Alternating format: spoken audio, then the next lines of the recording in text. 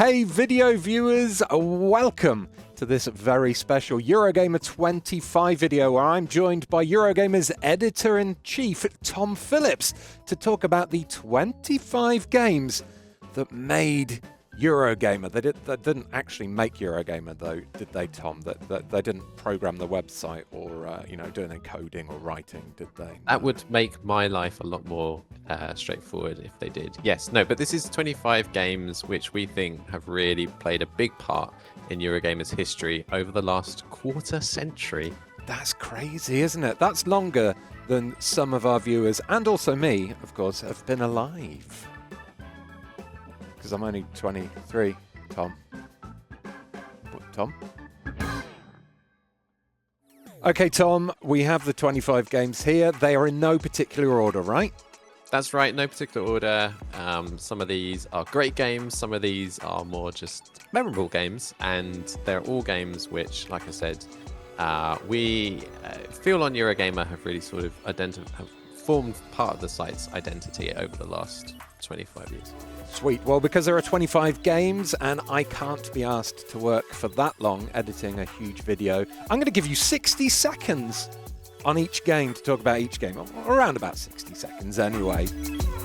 Hearthstone, Heroes of Warcraft.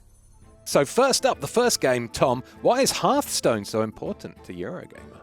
Hearthstone, did you play Hearthstone? I can't remember if you did play Hearthstone. I didn't, but I remember the buzz in the office, especially when Wes beat that famous Hearthstone player. Oh my goodness, yeah. And actually, that just unlocked a memory that there was a really famous Hearthstone player called Trump. And this is years before we really cared about a different kind of Trump. But anyway, it was a game that everybody in the office was obsessed with. And there are very few games over the course of our history where I think absolutely everybody was all playing the same thing at the same time. And that just felt great.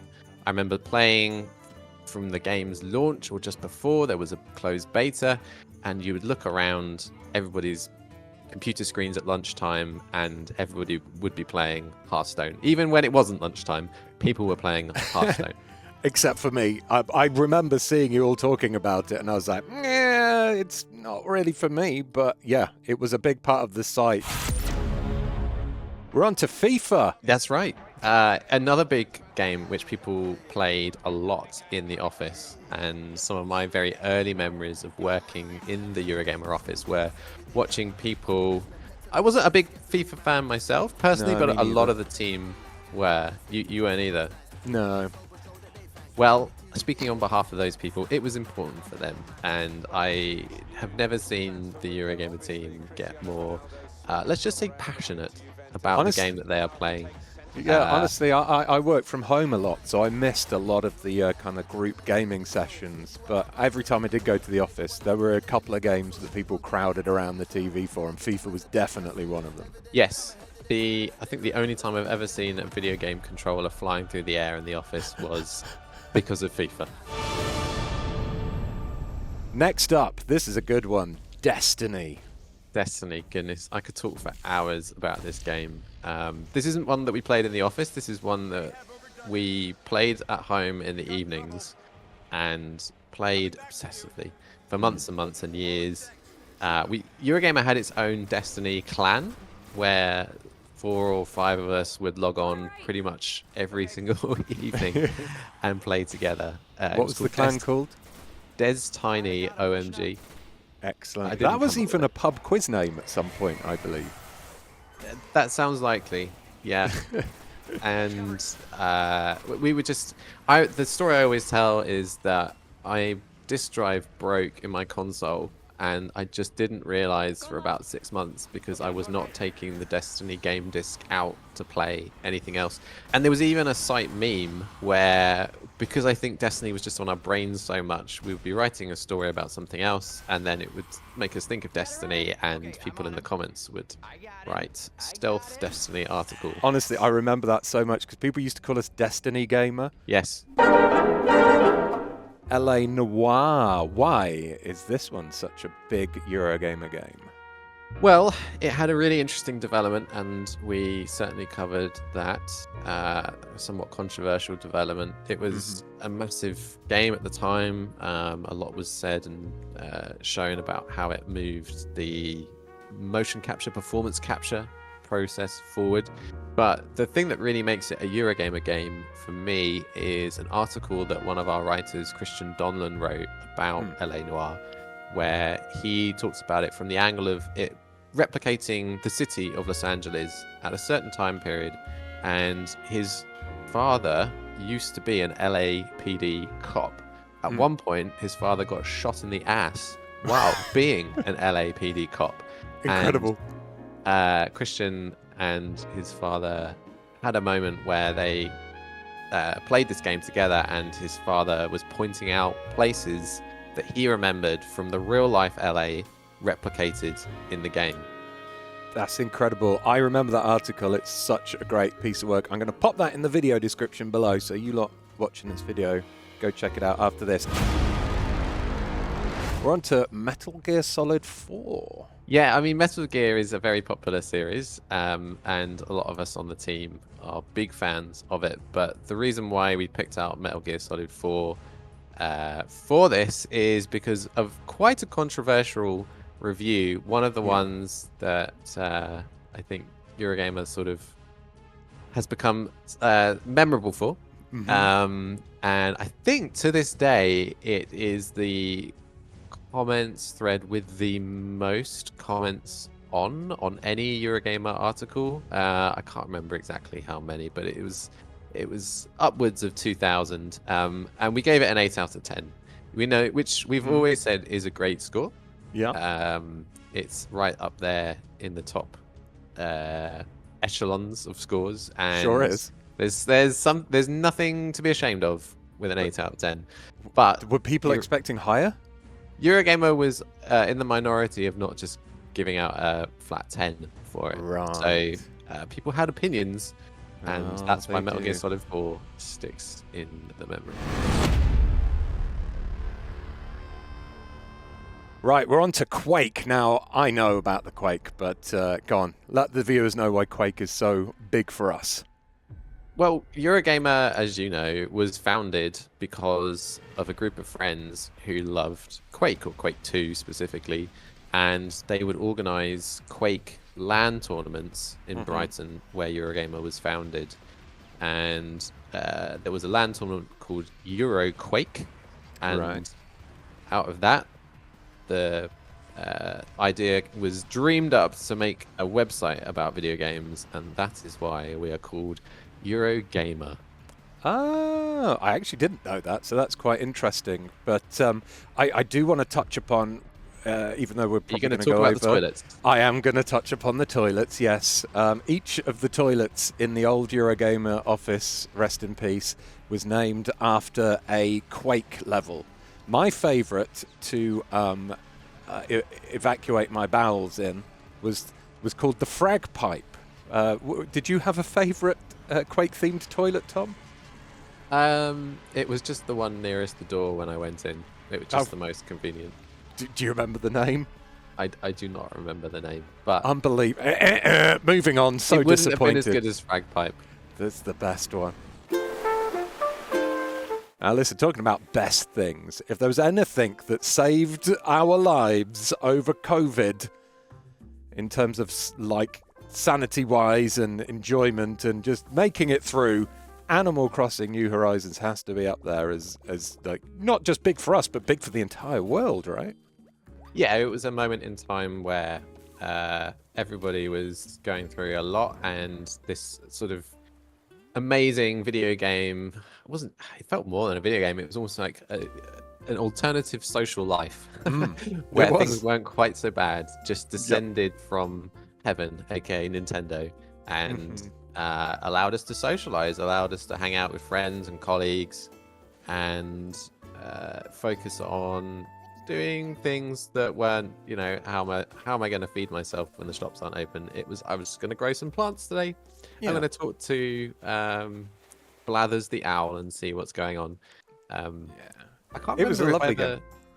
Yeah, I can't remember if I ever visited your island, but I certainly, Well, a lot of us visited the islands of other people on the teams that hang out. yeah, I mean, Animal Crossing was huge for our channel at the time. We did streams on it. I did plenty of like top 10 videos and stuff. But yeah, my island became quite famous in a way. I made my island. My island was called Swindon, and I went around people's other people's islands collecting all the trash and turned it into a big trash mound. It was a good time.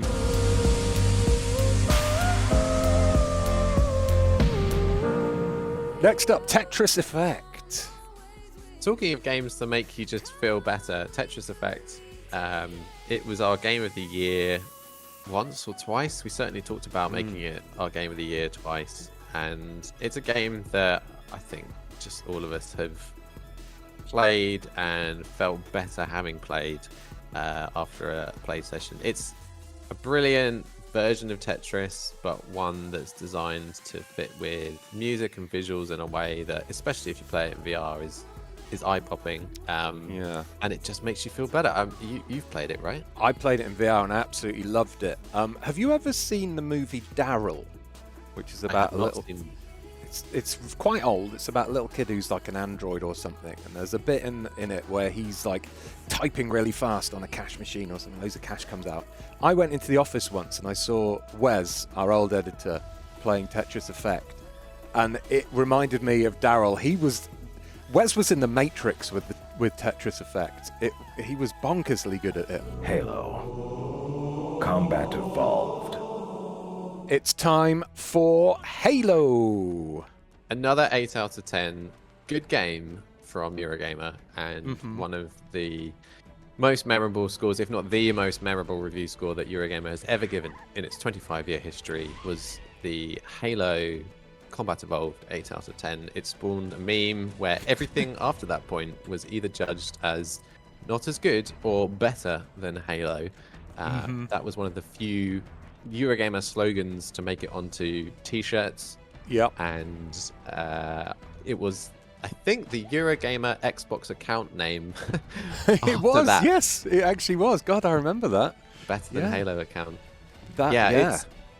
It's a game which came out at a certain time where Eurogamer's identity was forming, and that was the first review score of that kind that was given, where people realized that Eurogamer wasn't just going to give everything 9 or 10 if it was a sufficiently big enough game. We actually had a bit more to say, and I think that score stands up to the test of time.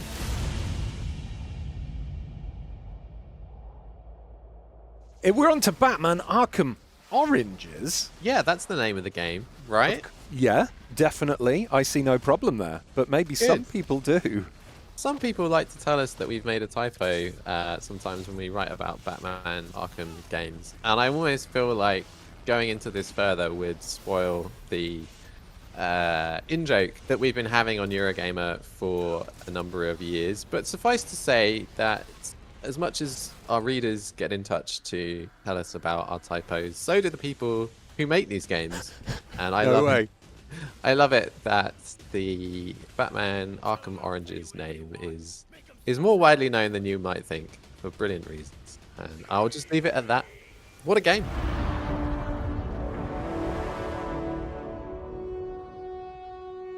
From one good game to another, it's Overwatch. This isn't a game that I was part of the office culture for, but it was one of those which we played, or the team at large played incessantly. Were you an Overwatch stan back in the day? I wasn't. I played it a few times. Johnny and Aoife used to love it, but I'm not big on hero shooters, unfortunately. No, me neither. So maybe we aren't the best person to be talking about this one, but let's acknowledge the fact that it was a big game for a lot of people on the team. And back in the early days of the Eurogamer YouTube channel with Johnny and Aoife, I know that they loved it. They played on. Super Smash Brothers! Smash Bros! What a game. Yeah, I say that FIFA was the only game where I saw a controller flying through the air, but I'm pretty sure I also saw one for Smash Brothers 2. This was a great lunchtime game for us. back during. I think we even played it during the Wii U era. It was sort of the only thing that the Office Wii U ended up being regularly used for.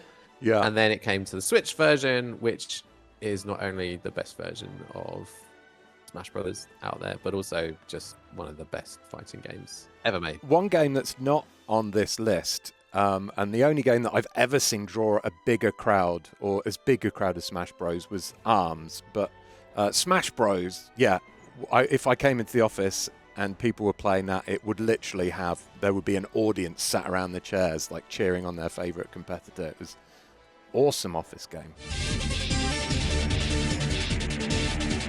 Unreal Tournament. Unreal Tournament. I played back when I was probably too young to be playing Unreal Tournament. I played it first at my high school or senior school, and we quietly connected up all of the computers to play it via LAN until the teachers found out what we were up to.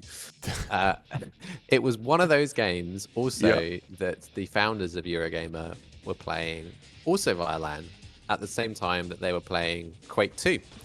Right. It wasn't quite as big amongst their friendship group as Quake, but it's very similar. And some of the maps from Unreal Tournament now, I mean, they still stand up today.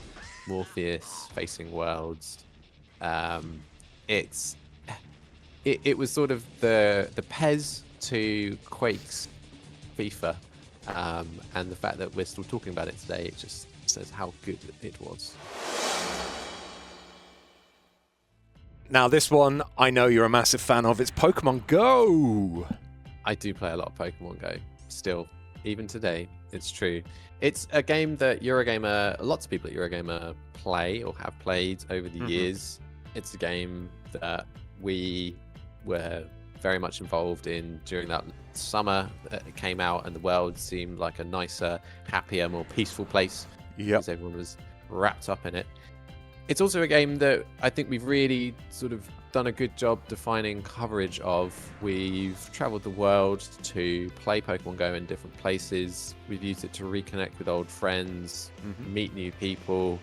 Our coverage of Pokemon Go, if you type in Pokemon Go into Google, is one of the most read on the internet.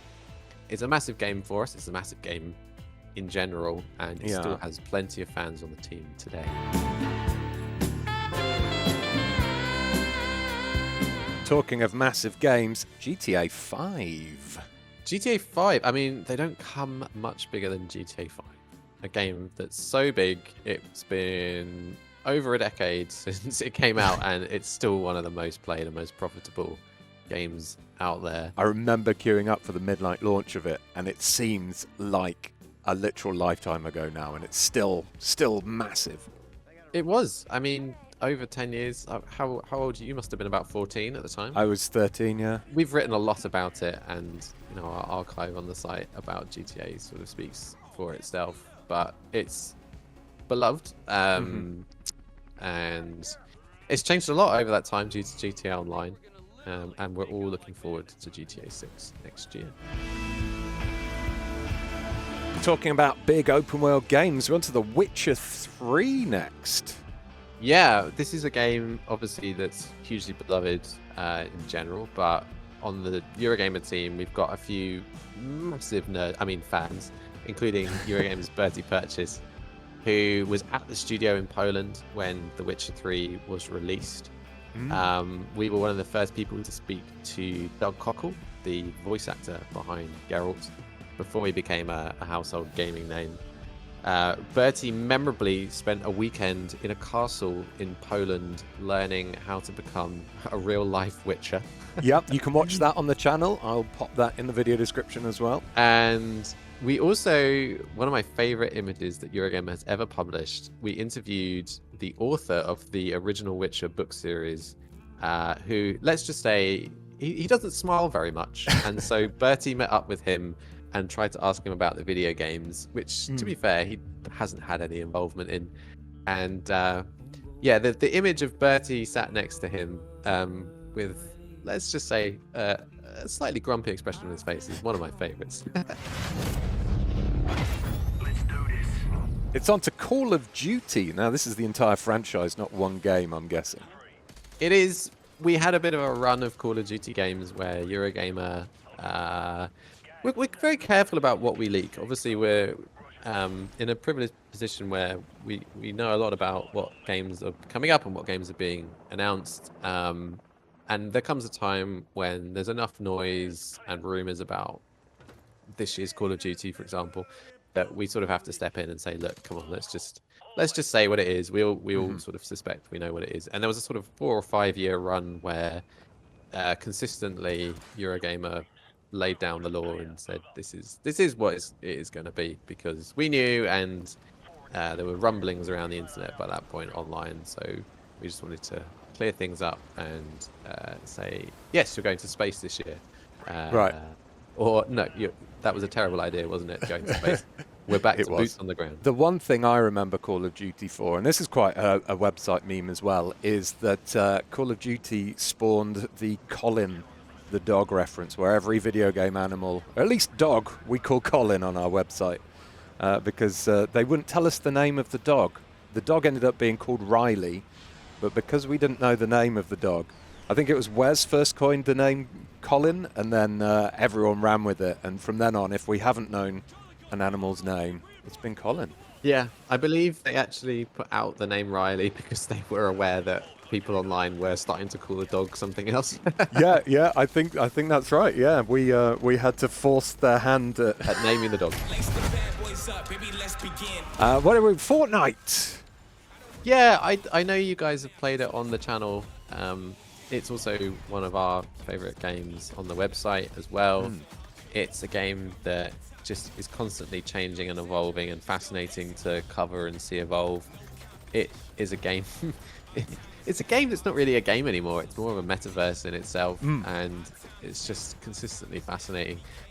And one of my favorite things about Fortnite is we reviewed it back in the day before it became a battle royale. And I think Chris Tapsell reviewed it for Eurogamer, and he gave it a really unimpressed write-up, because back then it was this sort of save the world zombie shooter thing. And so to this day, if you look on Eurogamer's Fortnite page, you'll see that is sort of our write-up of the game, even though it is now a completely different thing entirely. Yeah, I remember previewing it back in the day when I think Cliffy B was still working on it, and they're using B-roll footage that looks nothing like the game nowadays. Like, it's completely different. Fable Legends? What's that? Yeah, do you remember Fable Legends? No. Well, that's not surprising, because it is a game that never released. Right. It was going to be a spin-off after Fable 3 came out, where one person played on a tablet and was sort of the voice of God, or the God character, and the other players, a team of 4, were heroes playing on a controller, and it was asynchronous multiplayer that was very big for a very brief amount of time. And the game was canned, and Lionhead, the developer of the Fable series, was shut down. And it never released, even though it was basically done. Oh. And Eurogamer published a really good investigative report into the final stretch of development at Lionhead up until the studio closed. Wesley and Paul wrote it, and we published it a few years ago. It's a really great read, and you know, Fable is coming back now, and that's great. But it was a tragedy that this studio was lost, and this very odd-looking game, even though it was done, never saw light of day. It's time to talk about Red Dead Redemption 2, another giant from Rockstar. Yeah, this was another game where Eurogamer had some really good reporting on it. We looked into the conditions at the studio while they were making Red Dead Redemption 2, and heard from people on the ground, on the studio floor, how long they were having to work in the development of that game. And that this was not a new thing at Rockstar. They make incredible games, but that level of polish takes a lot of work. And because of Eurogamer's reporting on Red Dead and reporting from other outlets as well, I'm pleased to say that conditions at Rockstar have improved. And not only am I very pleased that we have that reporting on our website, but it's one of those examples that we can hold up where our reporting has actually made real change. 1, 2, switch. This is the only game I think that I've ever played that has milking in it. Perhaps. Yeah, physical milking. It's that motion-controlled minigame collection that came out alongside the Switch, and I can't remember if you were there, Ian, but there was a very early morning in London one day where Nintendo was showing the Switch off to press, and lots of sort of games journalists who hadn't had enough coffee suddenly found themselves mimicking squeezing the udders of imaginary cows. From my vague memories, I think it was Bratters and Johnny. Yeah, I was there with them, I think. I couldn't remember if you were there too. But the reason that this was picked really was sort of because we, Eurogamer, broke the news about what the Switch was going to be like, how it was going to play, how it was going to function, and that was something that you could read about first on Eurogamer, and one of the things we talked about was sort of the implementation for the Joy-Con at the time, which indeed came to pass when the Switch and 1-2-Switch were announced. Yes, we were right all along, despite all of the naysayers. I remember the kerfuffle, and then it was like, yep, it's totally, we were right, and you can milk with those Joy-Con. Now, onto a game that I'm very familiar with. PUBG is a massive one for me. I interviewed Brendan Green about it at EGX years ago. I think it was one of the first interviews he'd actually ever done before he became like massively super famous as the player unknown that created it. And I even did a video before PUBG went massive. I got to play it just before it came out, and it was something like PUBG, the title was something like PUBG is going to be the next big thing in Battle Royale games or something. And I was totally right. I love this game. I still play it to this day, like at least once a week. Yeah. I stream it once a week. I jump in and do my daily challenges still. I think it's a phenomenal game, and there's been plenty of live streams of it on the channel. I mean, we've developed many Eurogamer video team memes because of PUBG, like you're a level 2 helmet, and people calling me Itemo because of one stream where I had a glitch where I could see everyone's items through the buildings. It's just, for me, it's probably the most Eurogamer game in this list, just because of how much of an effect it's had on my job and my life and all that kind of stuff. But what about the site? It's on there. Yeah. No, I mean, we really haven't written too much about it on the site. It's there because it's such a big part of the video team and the video community.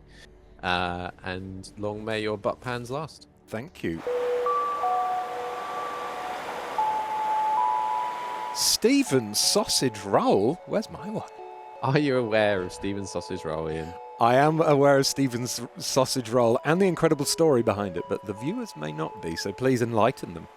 Well, a Eurogamer commenter who would regularly be in the comment sections of articles on the Eurogamer website was making a game called Stephen's Sausage Roll, and they were very proud of Stephen's Sausage Roll. And they were so proud that they would quite often ask if Eurogamer would like to write about Stephen's Sausage Roll. And, you know, Eurogamer, we like to have a very balanced coverage selection. We cover AAA games, we cover indie games, but there's only so many games out there. And let's just say we found it quite difficult for a while to find time to write about Stephen's Sausage Roll. That said, 1 year we decided we would get around to it. And on the 25th of December, 2016, as a Christmas present, a review was published on Eurogamer under the byline Merry Christmas. And let's just say it was a 5-star review. of Stephen's sausage roll. What a beautiful festive gift that was. All right, Half-Life 2. A great game, obviously, and a game which has a huge legacy in video games and video gaming history. But the reason that it is on this list is because of a specific article that Eurogamer published all the way back in about 10 years ago now, called "The Boy Who Stole Half-Life 2." What an incredible title for an article. And it's written by Simon Parkin, a regular Eurogamer contributor, and it describes the moment where a boy woke up in his bed to find himself at gunpoint because he was being raided and accused of stealing the source code for Half-Life 2. And the story is a brilliant, brilliant read. With one of the most iconic video games of all time, and also a great personal story about this boy who stole Half-Life. Awesome. Link in the description. Go read it, friends. We're on to Fez. Fez was a game which, if you're not familiar with Fez, it's a brilliant indie puzzle game, all to do with changing the perspective of the world in front of you. It's very tricky, and Eurogamer fell in love with it quite a bit, and also wrote some brilliant articles on how each of our experiences with it were different as we worked out how to work out the game. We published snippets of the notes that we were taking with pen and pencil as we were trying to puzzle out the puzzle that is Fez. And I loved that we all sort of organically reached to the nearest notebook that we had and started scribbling. And then when it came to sort of, well, how do we cover this game and how do we write about the fact that the experience of it isn't just playing it, it's also working out how to keep track of everything that's going on, and then finding out that other people maybe did it slightly differently to you. It was a cool team moment when we were sort of comparing our physical notebooks.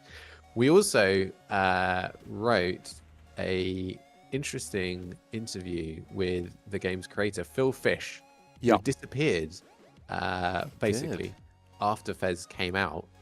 And there was some time where we thought we were going to get a Fez 2. Bertie managed to coax Phil Fish out of hiding for one of his only interviews. Did he put a worm on a hook? That's exactly what he did. Yeah.